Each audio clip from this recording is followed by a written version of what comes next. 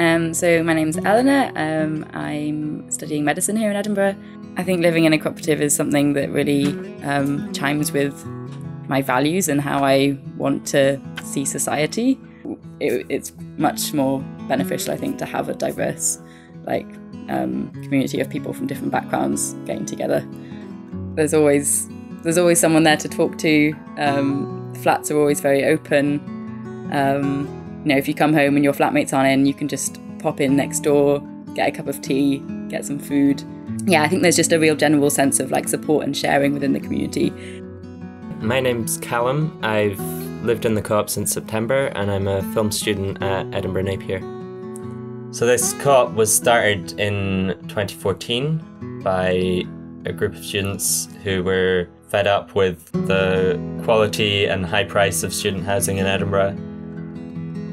I particularly love the sense of community and just how everyone is so open to being friendly, and you can just go into someone's flat and visit them and say hi, or I can go next door and say, oh, can I come in and play with the kittens for 5 minutes? And just everyone's so open to that. It's great. Yeah, I started living in the co-op after the first year that it was set up. So I've been running for a year. So it was still very new. There was still lots of discussions around how we wanted to structure ourselves, how our meetings worked, what the content of those meetings were.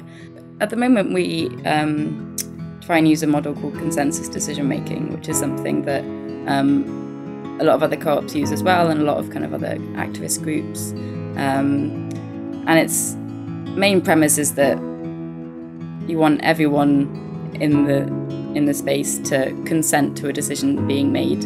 Some meetings work better than others, depending on the kind of content of the meeting. I think we've had some really good experiences with it, but also some not so good experiences. And we're always kind of analysing whether that's the model we want to continue using and whether we could kind of adapt it to work better for our group. The aim is for every member to own a share in the building, and for them to kind of be their own landlords.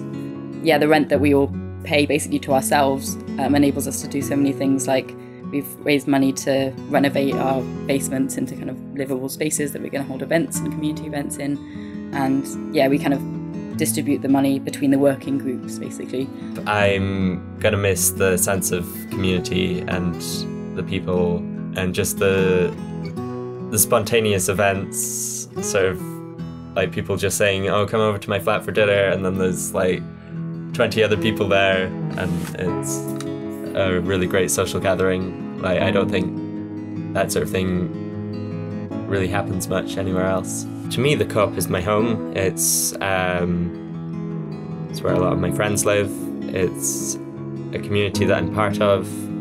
Yeah, I guess it's my home, my work, and this whole other political message.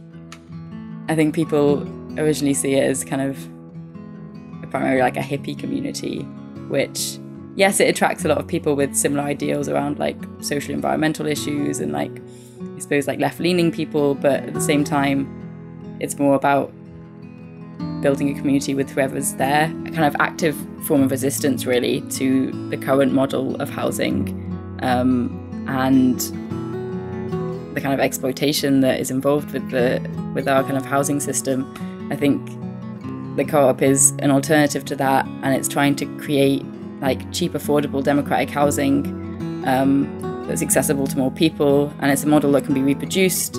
And yeah, I kind of see this as being something that will help transform the housing system in the future.